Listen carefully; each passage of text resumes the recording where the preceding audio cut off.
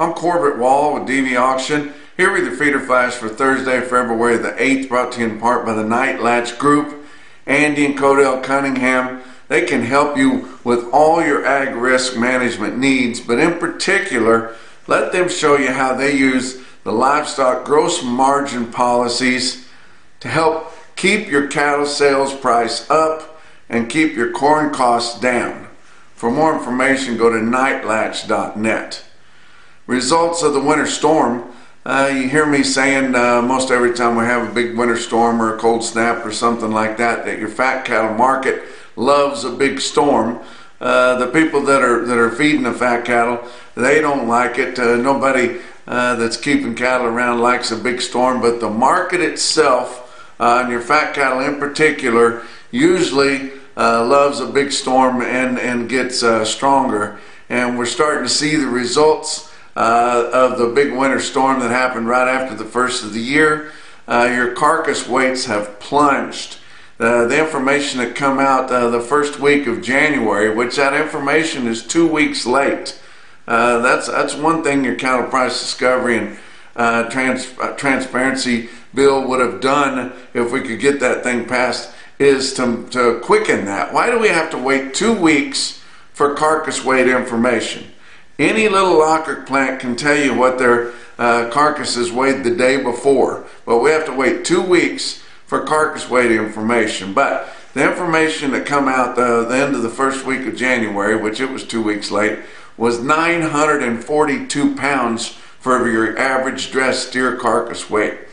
The information that come out last week ago today, last Thursday, was 918 pounds for your average dressed steer carcass weight, and it's 2 weeks late also. So the information that comes out here today, which we'll find out in the afternoon on Thursday, is going to be to kind of wind up that storm, and we're expecting it to plunge another 6 to 10 pounds, which that is going to be a ton of weight. And you add that up, that's a lot of meat, guys. So it makes your packers a little hungrier. Packers have already they're trying to cut kills. They would like to cut kills. They haven't been very aggressive here. But this week and last week they were pretty aggressive, and this week they've been staying with it pretty good. But we're hearing that they may cut kills later in the week significantly. How they're going to keep having product to fill their needs for their customers, I don't know how they're going to do that, but we'll see how that goes. That's their problem, not our problem. They don't worry about us when the cattle that have been fed are losing big money. They don't take any of that into account. They still try to buy them just as cheap as they can, and that should be the way that your cattle feeders do it. Try to sell those cattle as high as they can. If the backers are in a little bit of red ink, well, welcome to the club. Talk about your another thing that's coming from the storm is we're already starting to see the estimates for the cattle on feed report that's not coming out for another 2 weeks. But the early January placement figures are coming in around 16% down from a year ago. That is more than what we thought. So, but you think about it, they went went through the holidays. Of course, that's typical, not having many cattle sell. But then some of those sale barns didn't sell any cattle for 2 weeks, and there sure weren't any direct cattle moving. So, I mean, it was down big. But, they're already saying that your market-ready fats are going to be extremely short this spring. Well, this is just going to add to it, guys. And we feed cattle a little bit longer than what we used to, but everything is in your market's favor. Your packers are kind of trudging muddy water right now, just like your fats are all across the country.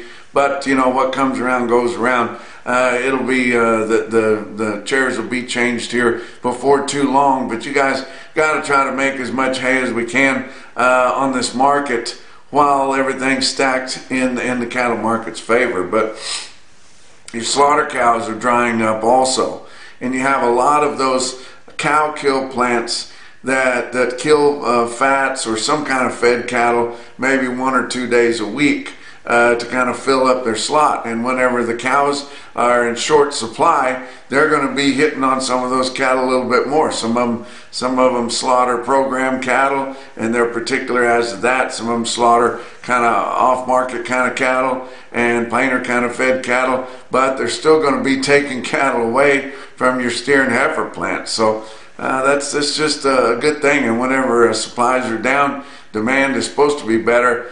We've seen it when it wasn't always that way, but with this storm and everything, I think we're seeing that right now. Talking about your cow market, I was talking to my friend Jake Billington, Twin Falls, Idaho, at the sale barn there, and he said, oh my gosh, he said, as good as the cow market is, it's hard for any of these people that are wanting to come in and buy a few bred cows to knock out the packers. But he said he sold a load of old broken mouth heavy bred cows. They weigh 1240 and bring $1,800 a head. Well, you're going to blow the packer buyers out whenever you're giving $1.45 a pound for those cows, and that's what it took to get that done. But that's getting quite a bit of price in some cows that are probably only going to be good for this one last calf there. But talked to them at Fairview, Oklahoma, our first time to ever broadcast at Fairview, Oklahoma. DVAuction will be broadcasting at Fairview from now on. And they've got a Friday sale, which is their normal sale day. But after this Friday, they're going to be moving to Tuesday sales. So keep that in mind. Fairview, Oklahoma will be having their sales on Tuesday after this week from now on. But this past Tuesday, they had a bred cow special there, and they sold some Red Angus bred heifers there for $28.25 in western Oklahoma, guys. Pretty good sale there. We do a lot of sale barns here at DV, broadcast about 100 sale barns every week, a lot of them having a couple sales a week. But our real bread and butter is doing the big production sales, the bull sales, and we're starting to get into bull sale season in a big way. January is not really a big month for us, but I'm going to give you the DVAuction production sale report for January. At our production sales, not our commercial sales, but just the production sales, we had over 13,000 bids on our online platform there. We sold over 2,000 lots at these bull sales that we had in January, and the online purchases totaled over $10.5 million. If you guys are having a production sale this spring, or if you're already thinking about your sale you're going to have in the fall, get a hold of us at DVAuction. We'll come to your place. We'll broadcast the sale. If you want to have them on TVs and not run them through the ring, we can do that. If you need video work done, we can do that.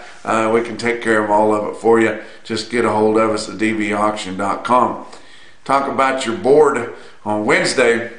February live cattle futures down 77 cents at 182.25, just taking a little bit off what they gained on Tuesday. April was down 127 at 184.80. Your back months were all down from 27 cents to 92 cents lower. March feeder cattle down $1.12 at 245.55. April down but only 50 cents at 251.20, and your back months were down moderately from 17 cents to 55 cents lower. March corn was down 4.5 cents a bushel at 434.25. March beans were down 10.5 cents at 11.89 a bushel. Kansas City hard red winter wheat for March down 1/4 cent a bushel at 6.1825. Fat cattle trade, we still haven't seen your direct trade take off yet, because most of these guys got these fats priced at 180 and higher, and your packers are not ready to give that yet. They're going to wait till the last minute to do it. We did see one jag of Iowa fed cattle sell. There was 300 of them that bring 176 live basis, and not sure why they did that, but that was their deal. But that is far, far, far from establishing the market. Had no sales, no confirmed sales of direct fed cattle in Nebraska, Kansas, or Texas, and of course Colorado doesn't have enough trade to even let us see what's going on. But did have a fat cattle auction at Sioux Falls Regional Livestock in Worthing, South Dakota. That's a DVAuction broadcaster there. They had over 1,200 cattle there, slaughter cattle, including the cows. The fat cattle sold $2 to $4 higher. Steer and heifers sold from 171 to 184. I know that's a pretty wide range there, but their program cattle, non-implanted or drug-free cattle, sell from 174 and a quarter to 177. So there was no premium for them. Did have a fair amount of dairy cattle, dairy slaughter cattle on hand, weighing from just under 1,500 to almost 1,600 pounds. They bring 142 to 144.50. Box beef cutout values were higher on Wednesday. Choice cuts up 91 cents at $294.98. Selects up 82 cents at $285.42. Your slaughter through the first 3 days of the week, 376,000, which is a pretty good clip when they say that they want to cut kills. It's down 3,000 from last week at this time, which last week turned out to be a big week. But it's up 9,000 from the same week a year ago at this point. So pretty good clip there so far. Like I said, they're saying later in the week they may cut them, but I have to see that happen first. Talk about what else is going on. Stay Tough Fencing. On top of premium fencing supplies, Stay Tough offers a full line of tools and accessories for fence installation and repair. We went by their booth in Orlando there, and they had the coolest ties and clips you've ever seen before. I mean, you guys have been trying to tie off at a corner post, and you get it around there and you get to trying to wind it tight and it breaks on you.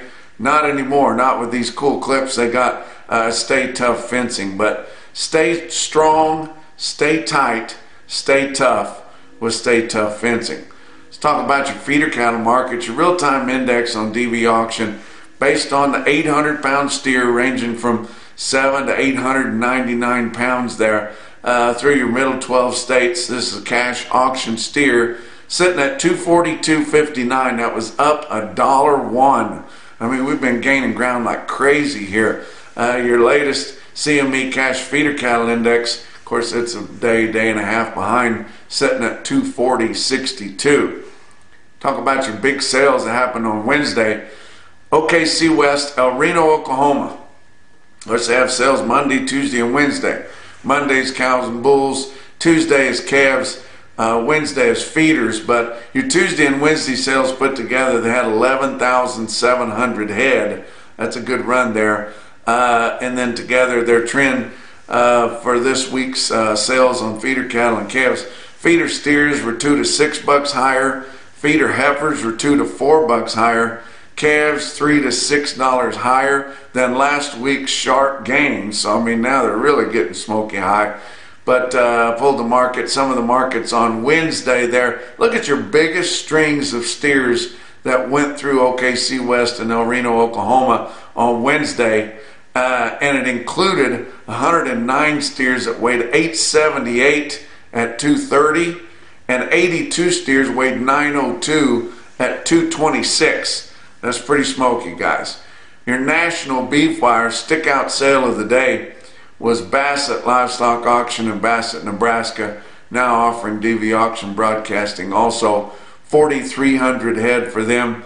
Your market was ranged from steady to as much as $13 higher for the most part, except for Pee-wee heifers, and I'm not sure why they were a little lower, but that's the way they called them. You look at your best tested weights on this automated marker report through Cattle Market Central. You see 550 head of 5-weight steers average 557 at 319.78.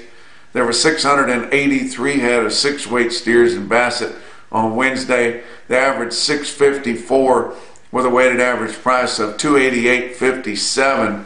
329 head of 7-weight steers in Bassett averaged 738 pounds at 260.69. Look at some heifers. How about 708 head of 5-weight heifers average 552 at 295.23. Now they had a bunch of 6-weight heifers, 859 of them. Altogether, they averaged 645 with a weighted average price of 270.30, but that includes 2 big jags there that sold for replacement. There were 117 of those heifers that weighed 611, sold for replacement at $296. That is a premium steer price there, guys. And then they had another jag that sold for replacement, 81 heifers, weighed 667, going to be mamas at $280. Wow. How about 466 head of the 7-weight heifers, averaging 761 pounds, the weighted average price of $235.42. Give you some individual quotes that looked really smoky high to me. How about Bloomfield Livestock Market in Bloomfield, Iowa? They sell 61 steers, weighed 937 at $232 and a quarter. My goodness. How about Green City Livestock Marketing up in the Green Hills of north central Missouri? Sell 59 steers, weighed 708 at $280. Weighing over 7, guys. But the most impressive quote that I saw anywhere on Wednesday in your Macrocin, no BS, top quote for the day, come out of Torrington Livestock Markets in Torrington, Wyoming. It was 190 steers that weighed 612 and bring 320. That's your feeder flash for Thursday.